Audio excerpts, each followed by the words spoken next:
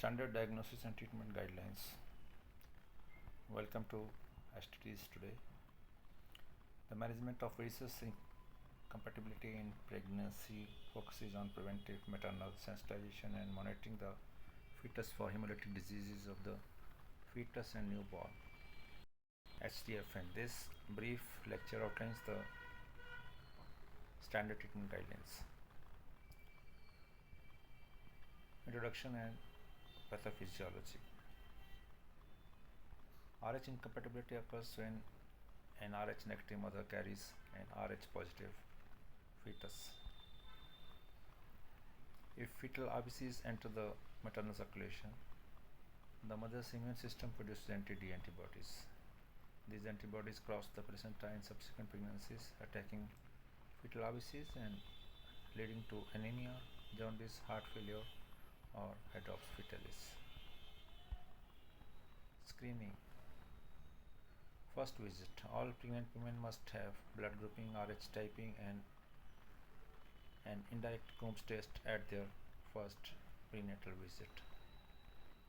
If the mother is RH negative and father's genotype is unknown or heterozygous, non-invasive prenatal testing, cell-free DNA can determine fetal RH status as early as the first trimester.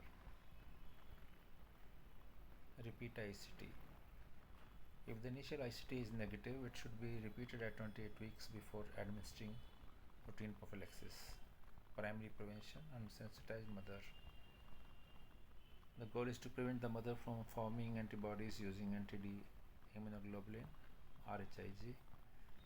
Routine antenatal prophylaxis. Single dose administered at 28 to 30 weeks. 2-dose alternative administered at 28 and 34 weeks. Postpartum prophylaxis. Administer RHIG within 72 hours of delivering an RH positive infant. Sensitizing events. Administer RHIG for an event with potential fetal maternal hemorrhage. Before 12 weeks, administer for miscarriage, ectopic pregnancy, or termination. After 12 weeks, administer for amniocentesis, abdominal trauma, or vaginal bleeding. Management of sensitized pregnancy, ICT positive. Once the mother is sensitized ICT positive, RHIG is no longer effective. The focus shifts to fetal surveillance. Antibody titers.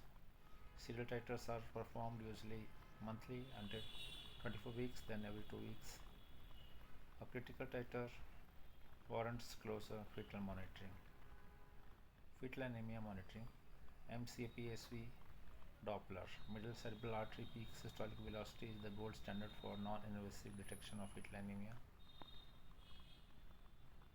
If MCAPSV indicates anemia, chordosynthesis and intrauterine transfusion may be required. Advanced interventions. Intrauterine transfusion.